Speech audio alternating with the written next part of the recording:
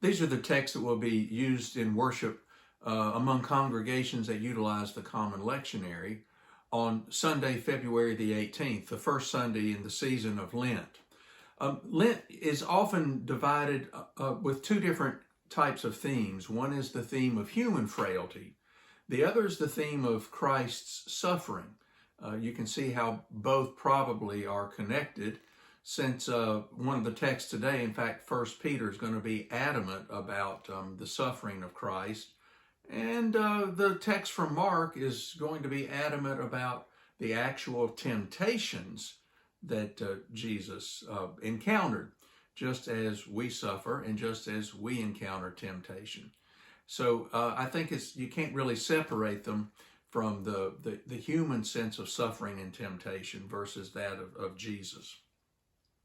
But we begin with Genesis, and some of you know that's my favorite book of the Bible because of the remarkable number of layers in the text. You know, I once had a minister acquaintance tell me that he never preached from the Old Testament because, he said, there was no grace in it. And I vehemently disagreed right on the spot. I hardly knew the man. And I said, I think the Old Testament is loaded with grace. You just have to pay attention and notice it. And today's text is certainly like that. And I think it builds the case very much for the grace that we see throughout the Old Testament. We don't have to wait until it's the New Testament. The Old Testament text is near the end of the flood account. And this portion of the flood account, well, let me back up just briefly. The flood account is typically two flood accounts put together. The Yahwist account and the priestly account. Now, the priestly account is one in which the name of God, Yahweh, is never used. It's always an attribute described to God, Elohim, which really literally means multiple gods, but it's always used in a singular, and it implies that the Lord above is unknowable. Well, the priestly account used the divine being, and we could almost say that instead of the word God, because you and I tend to think of the word God as though that's the name of the heavenly being. They use this divine being name of Elohim largely because they did not think it was appropriate to speak the name of God. And there's some fun things in the Old Testament to look at about how they worked not to say the name of God, but we're not going to go there today. What I'm trying to sensitize you to is that anywhere in the flood account, particularly, you see the word Lord, it is the Yahwist account that is taking charge in the telling. Anytime you see the word God, it is the priestly account that is taking charge of telling the story. And whoever finally redacted our text many hundreds or thousands of years ago was bold enough to try to weave those together so that the sensitive reader can pick up on both. And I want to start with something very briefly, which is from the Yahwist text to show you how each is handling, well, a similar theme of God's mercy, but doing it in entirely different ways. So back in chapter 8, at the end of the flood account, chapter 8, verse 21, Yahweh says, I will never again curse the ground because of humankind, for the inclination of the human heart is evil from youth. Now, at the beginning of the flood account, the reason that is given for bringing the flood is because every thought of a human being is only evil all the time. A virtual parallel to this at the end where Yahweh concludes, I'm not going to do this anymore because people have a sinful nature. So something has shifted. Now, in chapter 9, we pick up with the Elohist account, which is today's text. And I encourage you to read before the text as well as after the text. But I want to highlight what Elohim, what God is saying in the text that is so similar to what I just shared with you from the Yahweh's text. Let's see, verse beginning in 11. I establish my covenant with you, that never again shall all flesh be cut off by the waters of a flood, and never again shall there be a flood to destroy the earth. God said, this is the sign of the covenant I will make between me and you and every living creature that is with you for all future generations. This is now becoming a more comprehensive covenant than the one that was made with Adam at the beginning. This is for everybody, everywhere, forever and ever. And then he says, I have set my bow in the clouds, and I'm going to talk about that in a minute. But the interesting thing is this covenant of non-destruction, and covenants are ordinarily between two parties. But in this case, the covenant is only one way. It is from God to humans. What the Yahweh said in chapter 8 in the Yahweh's own way, now the priestly account is saying in its own way, it is a covenant that God is making forever, all by God's own initiative, not waiting on humans to covenant with anything back. This is the covenant. I'm making it. I'm keeping it. Now, that, my friends, is grace. Now, there's a wonderful little piece in this that in children's literature and even for adults, we think of the bow as the rainbow. And when we see the rainbow, we're reminded of the covenant. That's not what the text is telling us. First of all, while we see the rainbow in what the account is telling us, it's God's bow, his weapon of war. And what God is saying is, I'm going to hang that up. I'm not going to do warfare anymore. And every time clouds gather on the earth and it starts to rain and I see that bow that I've hung up, that weapon of war, I'm going to remember this is my covenant forever.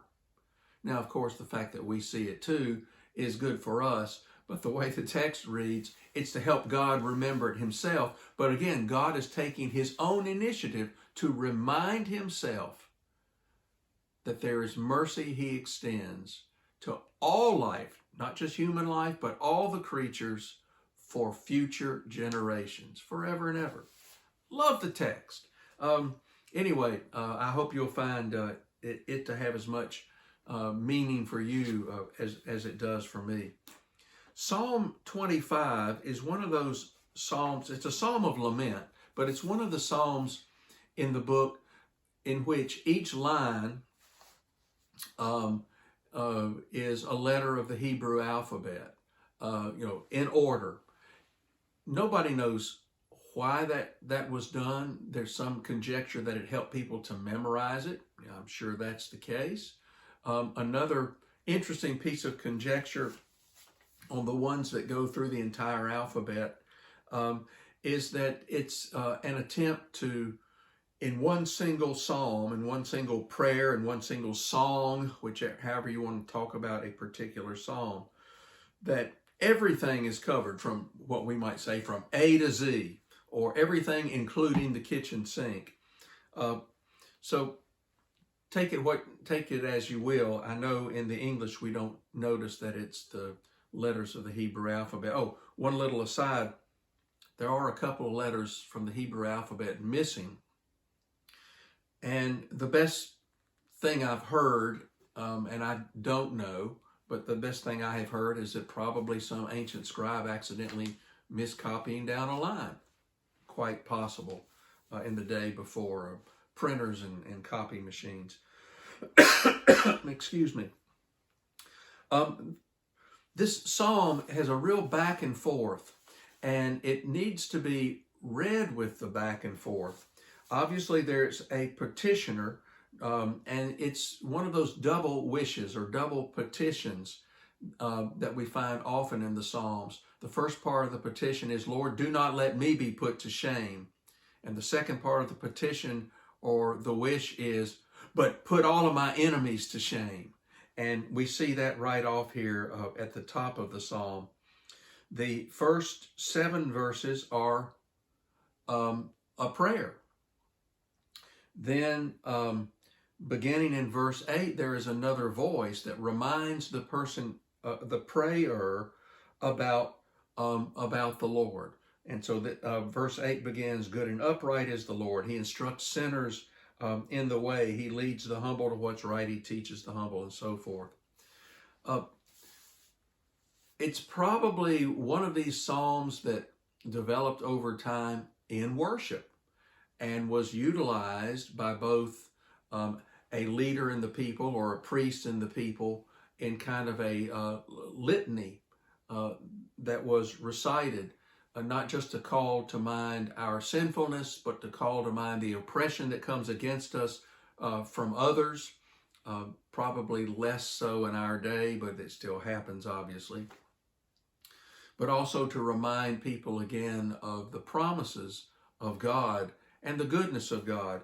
And it also gives us a hint, that is you and me, that when we have friends that are feeling deeply down or struggling in their faith, it's not our role to be preachy at them, but it is a role to remind them of the love and promises of God, which always, in God's own time, prevail.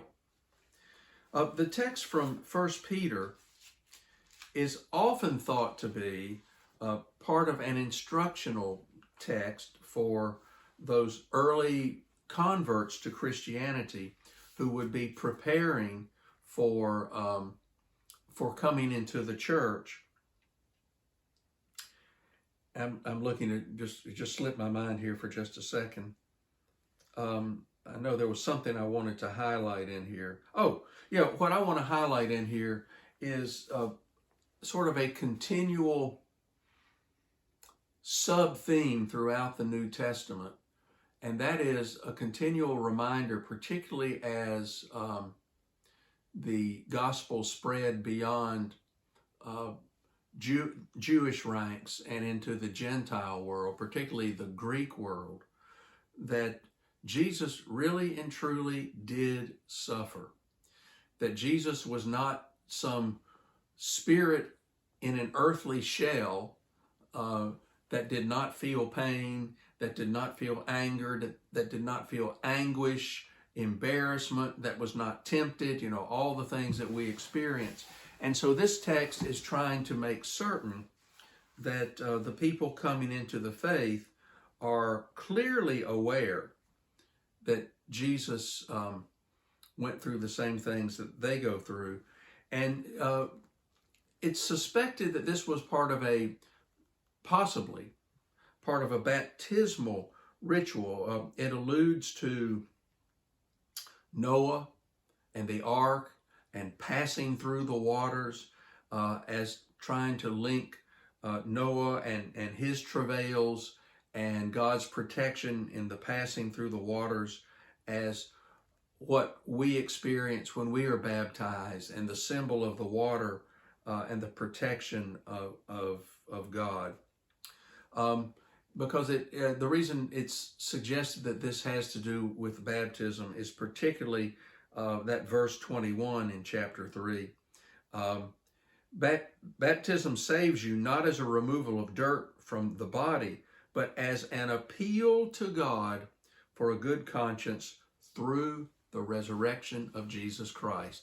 So once again, where does the appeal come from? It comes through the resurrection of Jesus Christ. Where did the covenant come from with Noah? Was it anything Noah was doing? Nope. Was it anything future generations were doing? Nope. It came through God's own decision making that this is how he was going to treat his people. No more destruction in the floodwaters. Lastly, we have from the Gospel of Mark in the first chapter always a good reminder in the Gospel of Mark that it really doesn't set us up with any preambles of any sort. It jumps right into the action. It begins, this is the beginning of the gospel of Jesus Christ, bam, and it jumps. And so here we are in early verses. I can't get to the first chapter of Mark here. Here we are in the early verses of Mark. And I'm not going to spend a lot of time with some of them. We already did the baptism of Jesus text in January at that point. But I want to look, excuse me, at Mark's very short piece about the temptation of Jesus. This is a good place to remind you that whenever we're looking at a biblical text, to make every effort not to let other biblical texts blend in. And we have a real habit of doing that. All of us do, and I do too, and I always have to step back from that. So I'm going to read Mark's terse, short temptation account. Forget any of the others. Forget sitting around with the figure of Satan, and Satan says, turn these stones to bread. It's not here. Here's Mark's. And the Spirit immediately drove him out into the wilderness. That was following baptism, following that sense of being claimed by Christ and thinking everything's going to be great. Well, look at the example of Jesus. He's baptized and the Spirit immediately drove him out into the wilderness. Now, don't think of the wilderness the way you and I think of wilderness as a wonderful national park with animals, where the deer and the antelope play. That word wilderness always symbolized where the wild things are. And there was a great deal of mythology that was part of the culture at that time that presumed that many of the wild animals contained demons. So think of this wild and howling place. And right after baptism, right after the voice from heaven says, "This is my Son with whom I'm well pleased," the Spirit drives Jesus out into the wild, uncontrollable, howling, chaotic place, the wilderness. And then the rest of the text just says he was in the wilderness 40 days, tempted by Satan, and he was with the wild beasts, and the angels waited on him. Now, the angels don't wait till it's over, as in another account. They are working in Jesus' behalf, nursing Jesus, ministering to him in the middle of all the wildness and all of the temptation. That's a very strong notion to us, that while we are claimed by Christ, bad things can happen all around us and with us, but the heavenly hosts have not abandoned us. We are being worked with and nurtured and nursed even in those difficult times. One other tidbit that I've shared with Sunday school classes before, 40 days is not literal. 40 days really means a long time, an insufferably long time, whatever that may mean. I'm reminded of Albert Einstein's, and this is a paraphrase, but it's pretty close to the quote. It's trying to speak in layman's terms about relativity, or the relativity of time, that time is not a constant. And he said, sit on a hot stove for a minute and it seems like an hour. Talk to a pretty girl for an hour and it seems like a minute. And I think those kinds of skewing of what time experience, of our experience of time, is what really is meant by 40 days. And 40 days is repeated. It's worth going to a concordance and looking up the number of times 40 days is used and in what context it's used, including, of course, how long were the children of Israel in captivity, in slavery in Egypt? 40 times 10, 400. So not just an insufferable amount of time, but an unbelievably insufferable amount of time. So Jesus is thrown out into this wild and howling place where he is tempted for an insufferable amount of time, and he's experiencing all the wild things that can possibly attack human nature. Very powerful notion, I think, for us to know that we're not abandoned even in those worst times, that the mercy of God, which God promised to all future generations, continues with us even in those times when we are feeling most tempted and most assaulted by the outside. I'll look forward to seeing you again next week.